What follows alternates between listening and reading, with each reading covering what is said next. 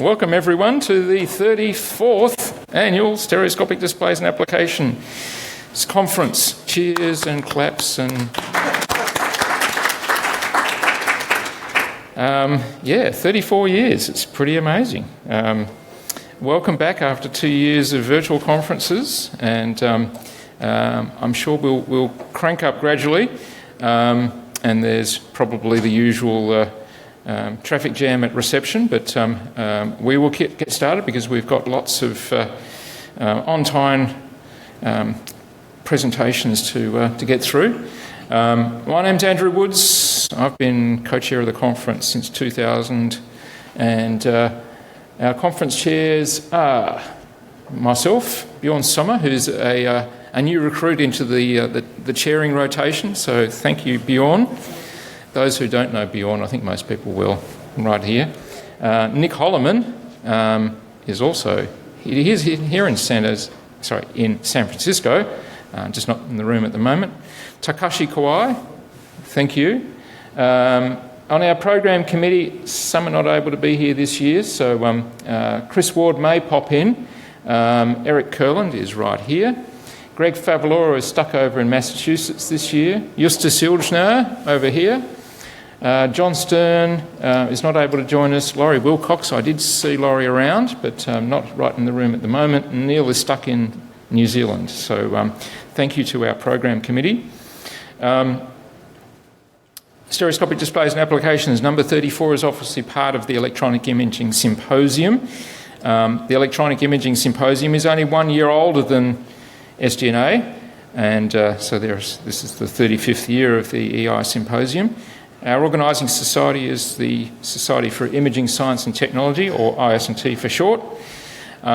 We are very thankful to our sponsors and partners at this year's conference. Christie Digital, who provide amazing projection equipment, has very kindly donated our super bright 3D capable cinema grade projector for this year's conference, and we'll be seeing that in its sumptuous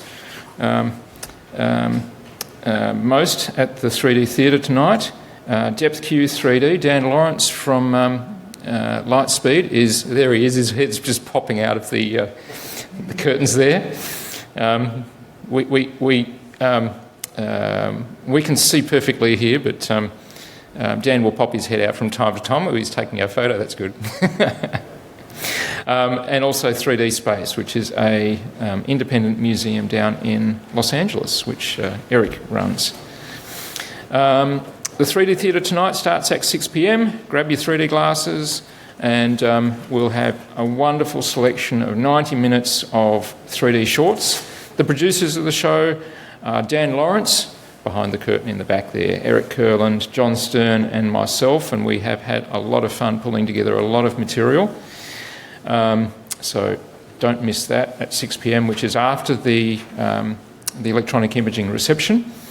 The conference AV support is very ably provided by Eric Kurland this year for the 2D material. So if you have a 2D presentation for your presentation up here on stage, then see Eric in the first instance. If you've got any 3D in your presentation, then see Dan Lawrence in the back. We have a wealth of technology to be able to show off some great 3D stuff. It'll be mainly showcased during the 3D theatre, but we can use it during other sessions as well. We are recording all presentations, and we are planning to release as many as we can, subject to author permission, and those will go up on the SD&A website and be hosted on our YouTube channel. Some of the previous recordings have been incredibly popular. I think one even has more than 10,000 views on it so far. So, if you haven't seen that already, you can see it there. Our dinner tonight will be at the Cable 55 restaurant, which is right beside reception on level 2, immediately after the 3D theatre finishes. So join us there. There is no host. You have to pay your own way. Tables of 6, I think. We have limited numbers. There is a sign-up sheet. Where's the sign-up sheet at the moment? Justus, please join us and make sure you get your name on the sheet.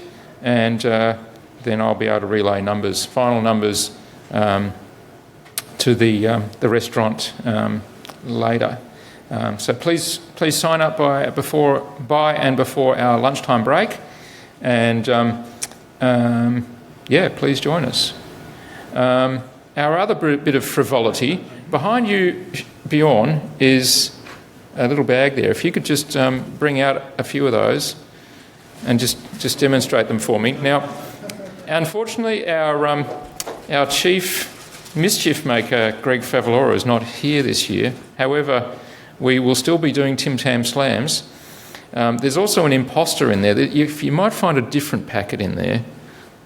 If you do a little bit of searching. Yeah, there's an imposter. So we've got different varieties. So this is something that comes from England. It's called a penguin. It looks a little bit like a Tim Tam, but it's different. And perhaps we'll get Nick to try out and see if we can actually do a Tim Tam Slam with a penguin. I'm not tempted to call it a penguin slam because that's got other connotations. All right, so during the breaks, grab yourself a hot beverage, whether it's a coffee or a tea or even just a hot water. What you do is let's go back, press the right button. Here we go. You bite the two corners, opposite corners of the Tim Tam or the penguin. You dip it into your hot beverage. So make sure you fill up your beverage up to close to the top. Apply a sucking motion to the end of your Tim Tam, and when everything here sort of melts a little bit, you'll get a sudden rush of melted chocolate into your mouth. And the other advice is slam it. Get it all in your mouth before it becomes a total mess. All right, so that's the challenge.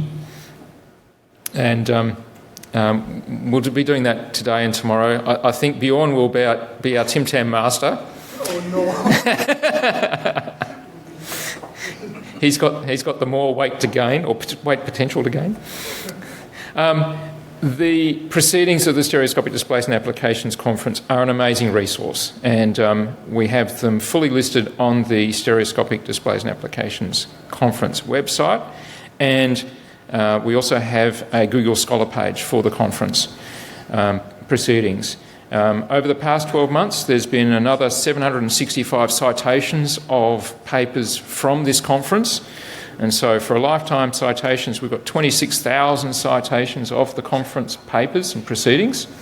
And our H-index is 60, for those people who are counting these statistics, it's 67 for the lifetime H-index and 25, which is pretty good.